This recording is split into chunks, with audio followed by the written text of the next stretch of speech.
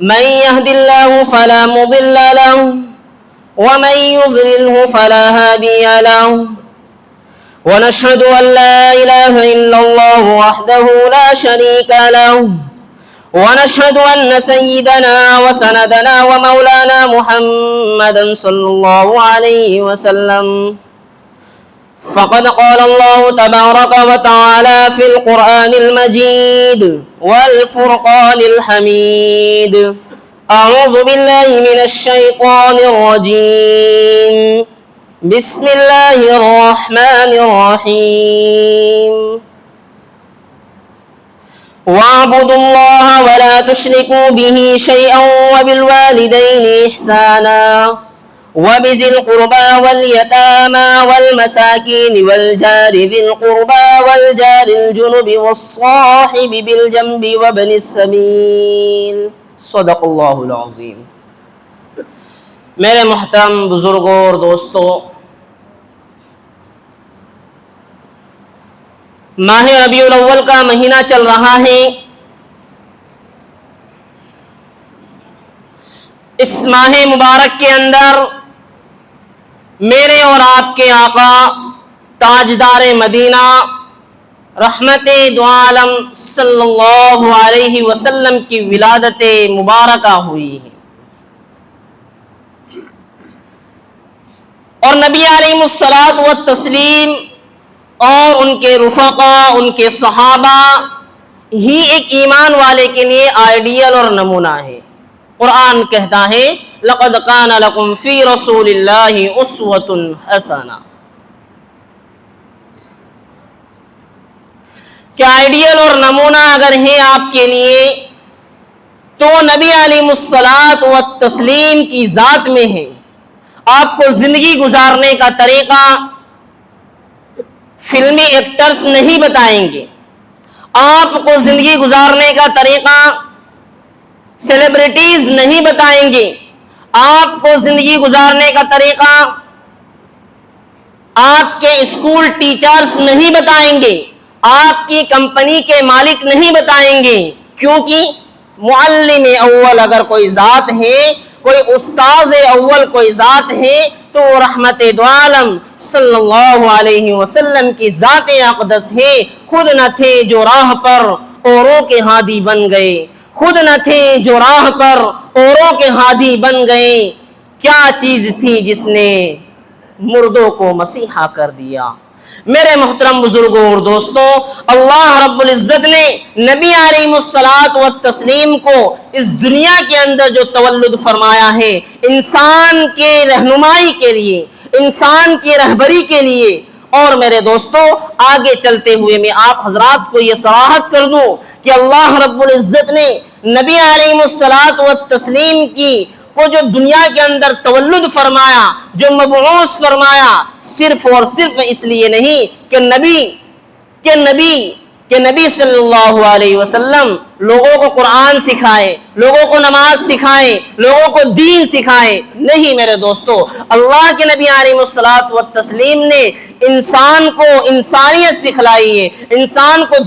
آخرت جہاں بتلائی ہے وہی دنیا اور زندگی گزارنے کا طریقہ بھی بتلایا۔ اللہ کے نبی علیہ الصلوۃ والتسلیم جس طرح ہماری دینی تعلیم کے اندر معلم اول ہے، اسی طرح دنیاوی معاملات کے اندر، دنیاوی کاروبار کے اندر، اور اسی طرح دنیاوی اخراجات کے اندر، ساری چیزوں کے اندر آئیڈیل نمونہ اور معلم اول ہے۔ میرے دوست،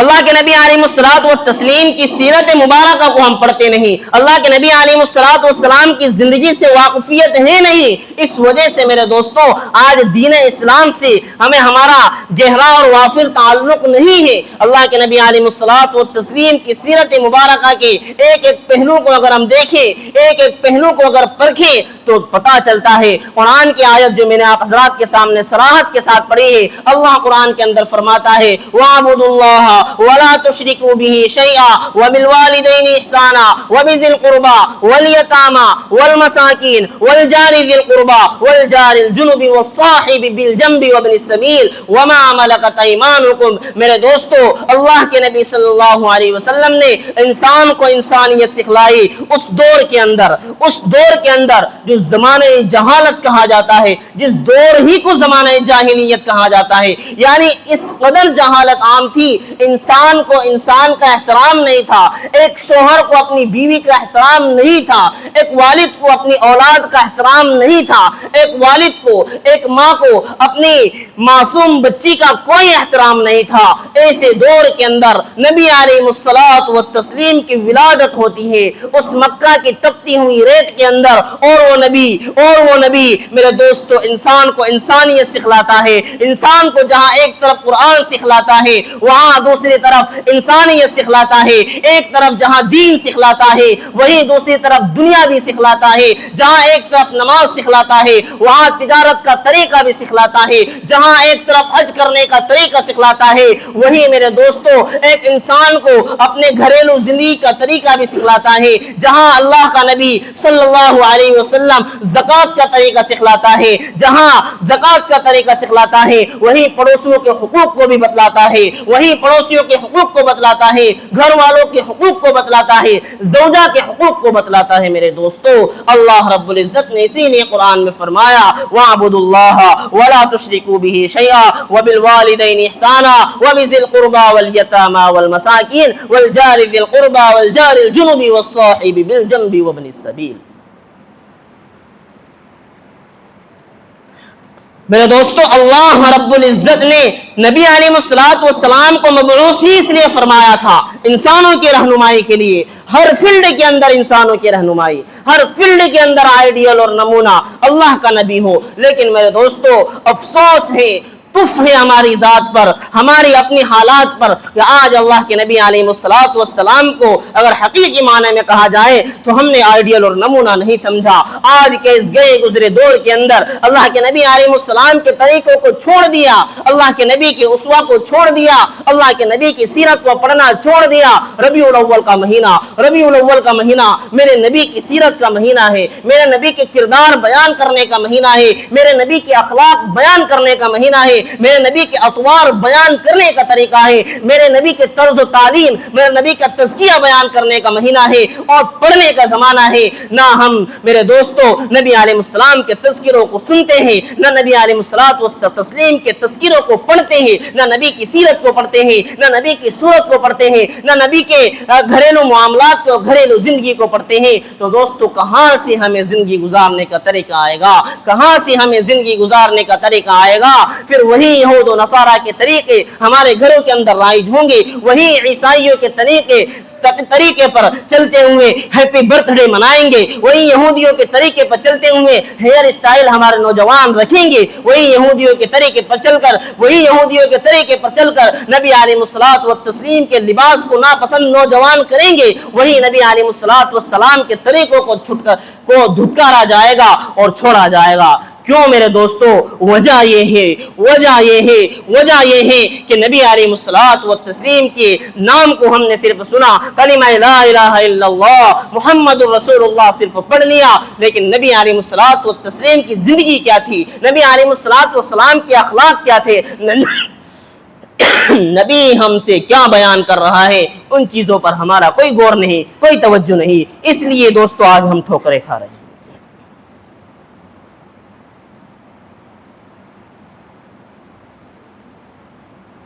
अल्लाह के नबी सल्लल्लाहु अलैहि वसल्लम इंसानों की हर फील्ड में रहनुमाई कर रहे हैं,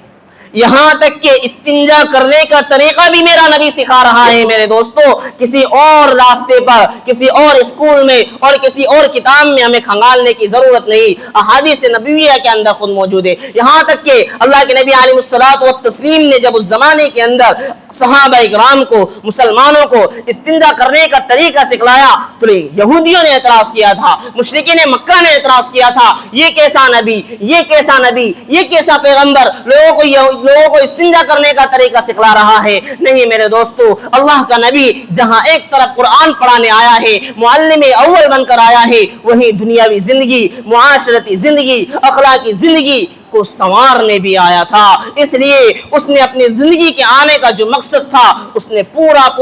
اپنی زندگی میں آنے کا جو مقصد تھا، اس مقصد کا حق ادا کیا، اس حق کو پورا کیا۔ اللہ کے نبی علیہ الصلوۃ والتسلیم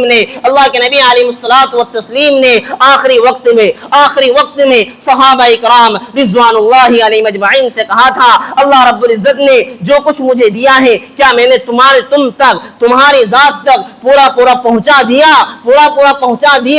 اللہ کے نبی علیہ الصلوۃ والتسلیم کے پیارے صحابہ، پیارے رفقا بڑا پیارا جواب دیا، اے اللہ کے نبی کیسی بات کرتے ہیں؟ آپ نے پورا پہنچا نہیں دیا، بلکہ آپ نے تو اس کا پورا حق ادا کر دیا۔ آپ نے تو اس کا پورا حق ادا کر دیا۔ جس ذات نے، جس اللہ نے جس مقصد کے لیے آپ کو پہنچایا تھا، آپ نے اس کا پورا حق ادا کر دیا۔ ہاں میرے دوستو، یہ اللہ کے نبی صلی اللہ علیہ وسلم کی ذات تھی۔ اللہ کے نبی علیہ الصلوۃ والتسلیم نے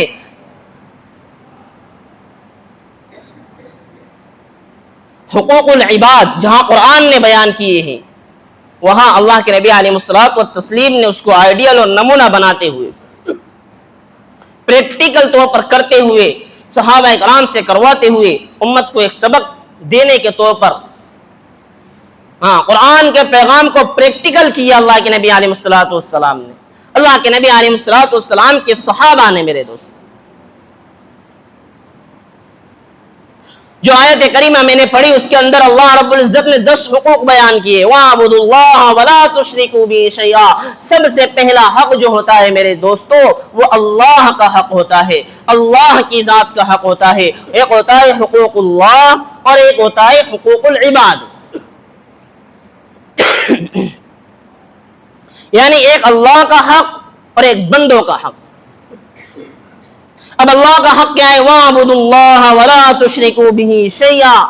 اللہ کی ذات کو ایک مان لو، اللہ کی ذات کو ایک مان لو۔ وَاعْبُدُوا اللَّهَ، اللہ کی ایک عبادت کرو، وَلَا تُشْرِكُوا بِهِ شَيْئًا، کسی کی عبادت نہ کرو، کسی کے سامنے ماتھا نہ ٹیکو، کسی کے سامنے سر نہ جھکاؤ۔ یہ قرآن کا پیغام ہے میرے دوستو۔ لیکن اللہ ہماری حفاظت کرے، آج ہم اپنے اندر جھانک سکتے ہیں، اپنا جائزہ لے سکتے ہیں، اپنا معائنہ کر سکتے ہیں۔ آج ہماری پیشانی کہاں رگڑی جا رہی ہے، آج ہم اپنی ناک کہاں رگڑ رہے ہیں، آج ہم خود، جو انسان اس چیز میں ملوث ہے، جس کا سر جہاں رگڑا جا رہا ہے، وہ خود اس کا جائزہ لے سکتا ہے۔ کہاں ہمارے سجدے ہو رہے ہیں، کہاں ہمارے سجدے ہو رہے ہیں؟ کیا اللہ کی بارگاہ میں ہمارے سجدے ہو رہے ہیں؟ کیا اللہ کی ذات کے سامنے ہم جھک رہے ہیں؟ اللہ نے حکم دیا اس کو پورا کر رہے ہیں، یا اس کا برعکس کر رہے ہیں، یا اس کا الٹا کر رہے ہیں؟ یہ خود ہم اپنے آپ سے سوال کریں، خود اپنی ذات سے سوال کریں، تو اس کا جواب دوستو ہمیں مل جائے گا اپنے آپ کو۔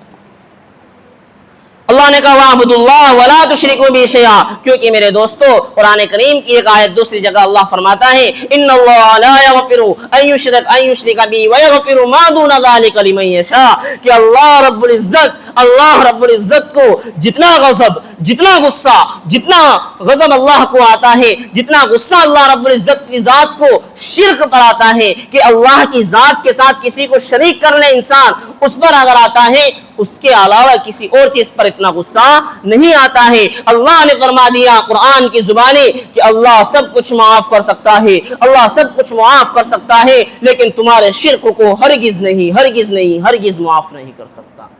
تمہارے دوسروں کی چوکھٹ پر ماتھا ٹیکنے کو معاف نہیں کر سکتا۔ یہ اللہ کا پیغام ہے میرے دوست، ہرگز معاف نہیں کر سکتا۔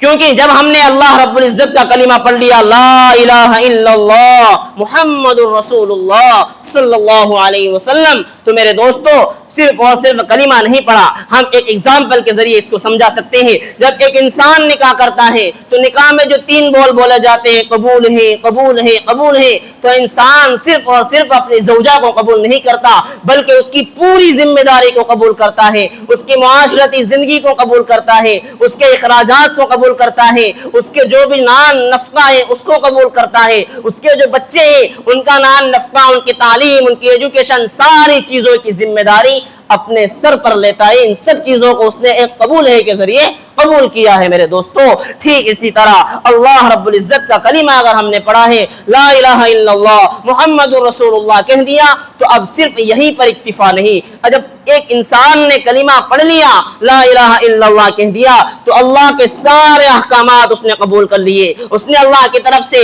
حکم آنے والا نماز کا قبول کر لیا، اللہ کی طرف سے حکم آنے والا جو نماز زکوٰۃ کا اس کو قبول کر لیا، اللہ کی طرف سے حکم آیا حج کا اگر استطاعت ہے اس نے اس کو بھی قبول کر لیا، اللہ کی طرف سے آیا حکم کہ نبی کے طریقوں کو اپناؤ، نبی کے طریقوں کو آئیڈیل اور نمونہ بناؤ، اس کو بھی اسی کلمے کے ذریعے اس نے اپنا لیا۔ اب اس کو الگ سے اقرار کرنے کی ضرورت نہیں کہ میں نبی کے طریقوں کو قبول کرتا ہوں، میں صحابہ کے طریقوں کو قبول کرتا ہوں، میں اللہ رب العزت کے احکامات کو قبول کرتا ہوں۔ اس نے اسی لا الہ الا اللہ محمد الرسول اللہ کے ذریعے سارے احکام کو قبول کر لیا ہے میرے دوست۔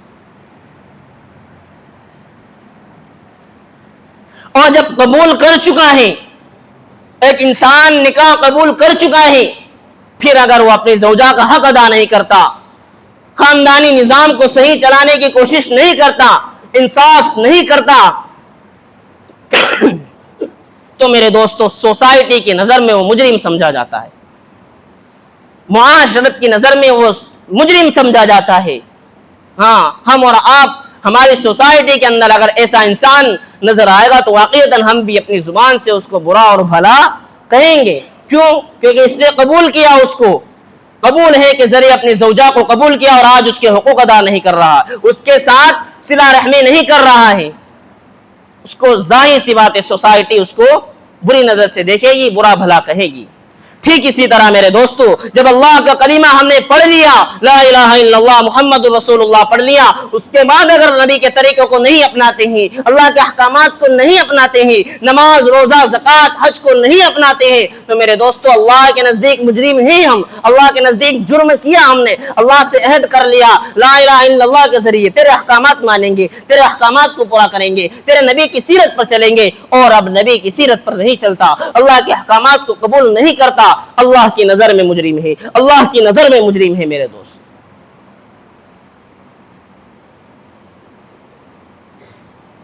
تو میرے محترم بزرگوں اور دوستو، اللہ کے نبی علیہ الصلوۃ والتسلیم نے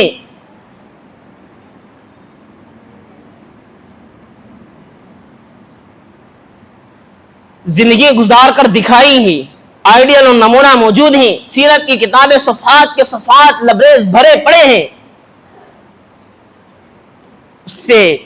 اس کو آئیڈیل اور نمونہ بنا سکتے ہیں۔ اللہ کے نبی علیہ السلام نے گھر والوں کے بھی حقوق بیان کیے ہیں، پڑوسیوں کے بھی حقوق بیان کیے ہیں۔ اللہ کے نبی، ہاں آج لوگ کہتے ہیں نا اسلام کو بدنام کرنے کی کوششیں کی جاتی ہیں، اسلام کو بدنام کرنے کی کوششیں کی جاتی ہے کہ انسانیت، ارے انسانیت اصل تو جو میرے نبی نے سکھلائی وہ کہاں کون سکھائے گا۔ یہاں تک کہ اللہ کے نبی علیہ الصلوۃ والتسلیم نے ایک موقع پر فرمایا کہ آپ اپنے گھر پر جو پھل کھاتے ہیں نا، اپنے پھل کھانے کے بعد اس کے چھلکے جو ہوتے ہیں وہ اپنے دروازے پر نہ پھینکا کرو، اپنے دروازے پر نہ پھینکا کرو۔ کیوں؟ اللہ کے نبی علیہ السلام نے یہاں پڑوسیوں کے حقوق کا لحاظ رکھا کہ پڑوسیوں کے بچے وہ دروازے پر پھل کے چھلکے دیکھیں گے، اور آپ کا پڑوسی کوئی غریب ہوگا، اس کی استطاعت نہیں ہوگی، بچے گھر جا کر ضد کریں گے، اذیت ان بچوں کے دلوں کو ٹھیس پہنچے گی۔ اگر والدین استطاعت نہ ہونے کی بنیاد پر ان کو پھل لا کر نہیں دے سکیں گے تو اس کا گناہ بھی دوستو تمہارے اوپر لاد دیا جائے گا کہ آپ اس بچوں کی اذیت رسانی کا ذریعہ بنے ہیں۔ کیوں؟ آپ نے پھل کے چھلکے اپنے دروازے پر پھینک کر اذیت رسانی کا ذریعہ بنے ہیں۔ یہاں پڑوسیوں کے حقوق کو اللہ کے نبی علیہ السلام نے بیان کیا۔